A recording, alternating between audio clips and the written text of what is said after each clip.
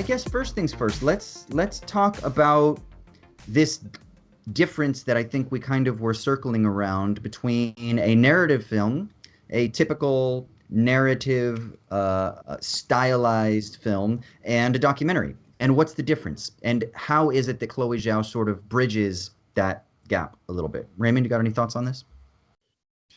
Well, as far as bridging the gap in like a most literal or logistical sense, this was something that when she was working on her first movie on the same reservation, and that's when she met Brady and his family and some of the other folks who appear in this movie. And she said in an interview that she didn't have a script for this until 2 months before they started shooting it. It was something that she kind of had ideas and notions, and she had sort of, photographed Brady and some of his friends when she met them, and she just thought he was very striking, and he had an interesting story, and it just kind of it just sort of fell into place for her narratively in a really sort of natural or organic way.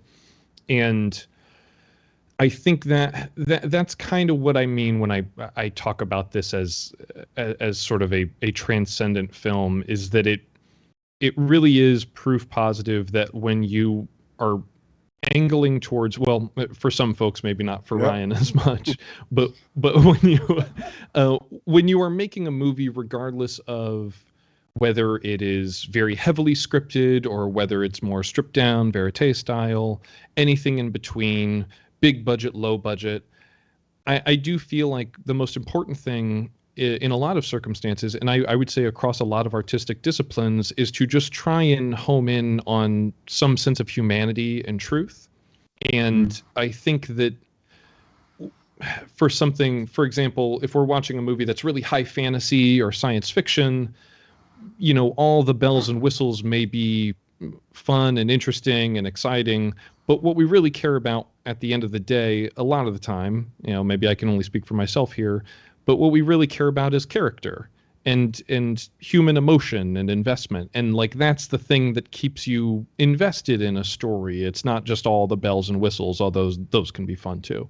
And I just think that this movie sort of counterintuitively, by kind of aiming low in a way, by just trying to relate a very honest and immediate sense of this young man and his circumstances, that of his friends and family.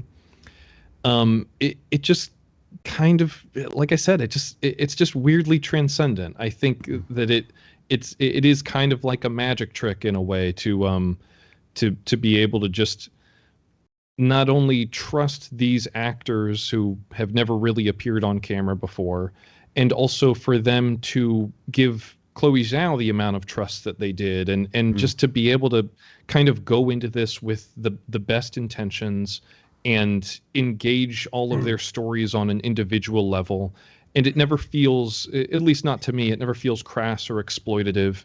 It's something that it feels very earnest and sincere. And I think that's one of the things that I know I at least respond to so much with the film. Ryan, what do you think about this like division between documentary and narrative? Do you think it's like a strong division, or do you think that maybe the division is a little bit more slippery than we typically think?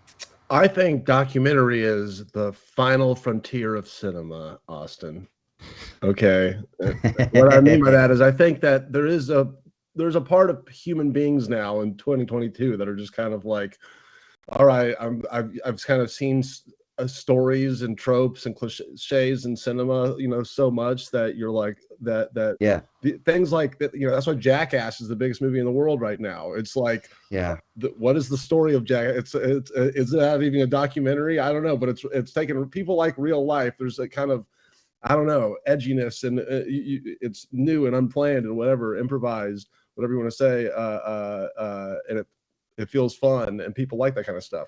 So, but obviously, and this is something I struggle with in just my own filmmaking and stuff, is how much are you trying to literally capture life, like it's kind of this like you're just happening to capture real people doing stuff, and it's like, oh, this isn't planned at all. You're pretending it's not planned.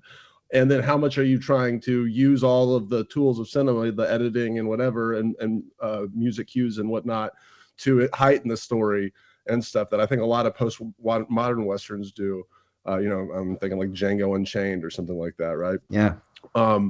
But this is the opposite of that. This is very clearly, to use like a term in a lot of film festivals, a deliberately paced film, right? With basically a lot of... Often just a euphemism. Yeah, it's a euphemism. Slow. Very slow. We are going to, if somebody's going to eat a sandwich, you're going to watch them eat that whole fucking sandwich, and like, really get you there. Which is a Ghost Story. Was it the pie in a Ghost Story? The pie. Yeah. I was about. I'd like to reiterate, it's not a style that I am adverse to. I like that when it's done well. It's just that I have to feel like it's earning something at the end and amounting to something, and not just. I don't know. You can kind of feel after you've seen enough movies like this, it just ends and it's supposed to hit. All of a sudden it's like, and now here's the long pause where this scene hits. Me and my friend Greg call them blank stare indie movies. This is the part at the end of the scene where they stare for 20 seconds and then we go, wow, all right, we're watching. We need to give the audience some time to let this one sink in. Anyway. I love what you said about documentary being the final frontier and how people seem to be craving documentary. And I think what you're kind of in a roundabout way saying is that also a lot of narrative filmmaking is cliche and boring and formulaic, and not only in terms of the stories that we're telling, like, oh, okay, it's another rom-com, or okay, it's another story about two, bourgeois white people dealing with the crises of the suburbs, or not even just that stuff, but even the way that we make films. We manufacture students by pushing them through these factories of film school, and we tell them how to make story. We write all these like screen books on the 3-act structure, Sid Field and fucking Snyder's Save the Cat, and whomever else, John Truby's Anatomy of Story, which I actually really like, by the way. But he's got a different approach to it, but I really enjoy it. Anyway, but we have these formulas, and then we just reproduce them and reproduce them and reproduce them. And I think a lot of people, maybe unconsciously, are finding themselves really, really fucking bored. And part of the reason that they're attracted to then documentary, real life crime stuff, the serial podcasts and the making of a murder sort of thing. The reason that we love those things so much is because, like what you just said, Ryan, it's the messiness of it. Jackass, the improv. We don't know what's going to happen. You don't know. And as soon as you can be like held in that, like, oh, fuck, what's going to happen here? I think that's what creates, one, excitement. But more importantly, I think that's what stimulates our thinking. And that's what then helps us engage with any piece of art, right? Because if you're just looking at something that you already anticipate, you already have all the expectations that you've projected are met, then there's no excitement, there's no learning, there's no transcendence, there's nothing in artistic terms of the sublime, right? That thing that is terrifying but also fascinating that kind of pulls you into it.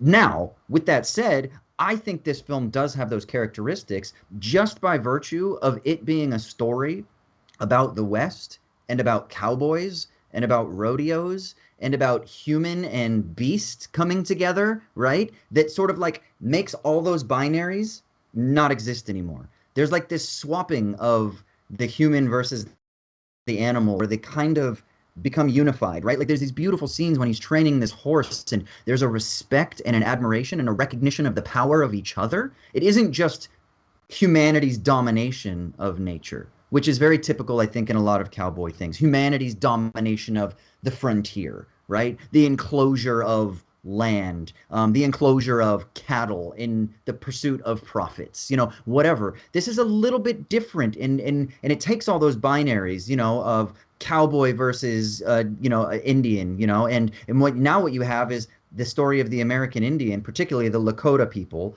and their sort of own unique perspective. I don't want to just say it's standpoint epistemology, but it is. It's their standpoint that kind of like destructs, if you will, that binary, and it reverses it. So what I think in my mind of being a cowboy is no longer what I thought of it previously, or from spaghetti westerns, or in John Wayne, or how I dressed up for Halloween as a cowboy when I was 4 or 5 years old.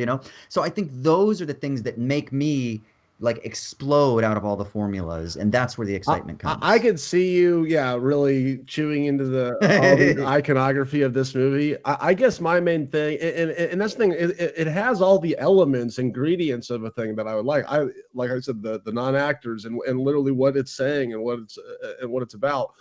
But my main criticism is just the aesthetic, the style of the movie, and so to someone that has, I think, a similar style to Chloé Zhao in terms of they're trying to capture humanity, raw humanity, is the Safdie brothers, right? So I would love to see literally these. You were talking, Raymond, about how movies about characters and stuff. And I agree with you, but I do think that movies are about aesthetics and style and how it's put together a lot too, and that's what draws people. So like I think that you take the same kind of structure of a movie with these same characters, these same non-actors, and you give it in the Safdie brothers' hands, and it's them actually trying to capture the same naturalistic feeling that Chloé Zhao is doing, but with a totally different pace and whatever. Like that's to me a more entertaining movie that I would enjoy.